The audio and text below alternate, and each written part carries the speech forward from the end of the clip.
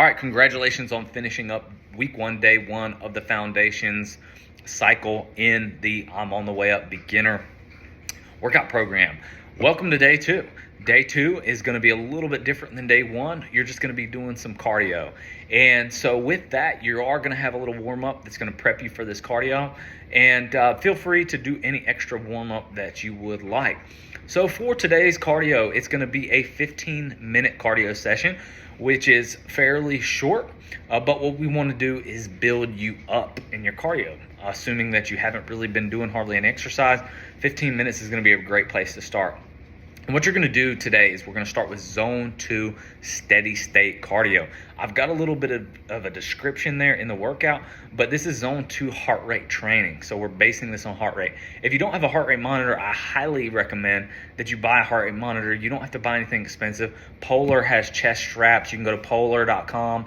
Buy you a chest strap. You can get one on Amazon. You can buy you a little wristband. I have a Whoop strap that you can track your heart rate with, but you can buy a Fitbit, whatever, Garmin, Apple Watch, whatever to track that heart rate.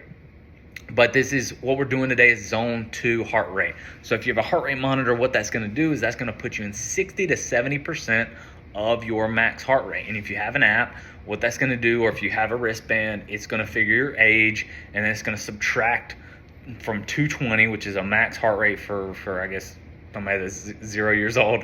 It's going to subtract your age from that to find your max heart rate, right? So if you're 20 years old, then it's going to take your max heart rate is going to be about 200. Now, that's a generalization. Everybody has a different max heart rate depending on your fitness level.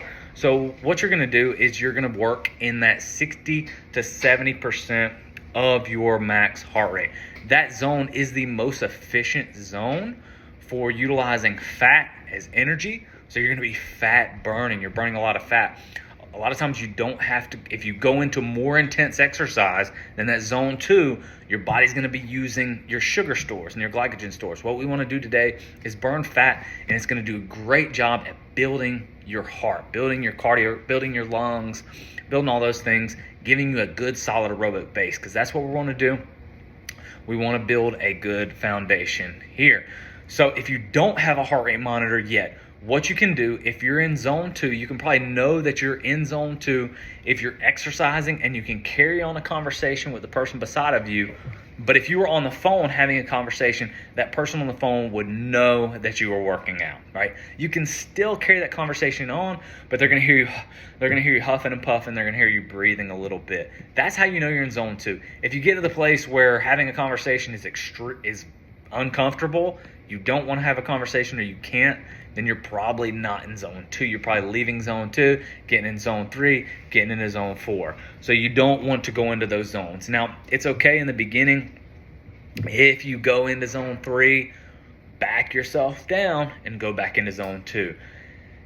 If you're running, it may be really difficult for you to stay in zone 2 when you're running. So you might have to run for 10 seconds, walk for 20 seconds.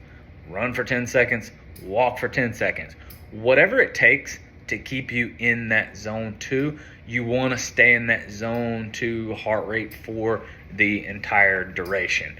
Now, this is a great time for you to meditate, for you to clear your mind. Some of you might be able to do this just walking. If you walk briskly, you could get your heart rate up in that zone. You might even, if you're on a bike or elliptical or something like that, catch up on your favorite TV show, listen to an audiobook, listen to a podcast. This is not meant to be very intense, but don't get mixed up. Just because it's not intense doesn't mean that it's not effective. Trust me, this is very, very effective when you pair it with the muscle building exercises that you're going to be doing in this program. Don't worry, you're going to get in some high intensity training tomorrow. So enjoy your zone 2 today, and we will see you on day 3.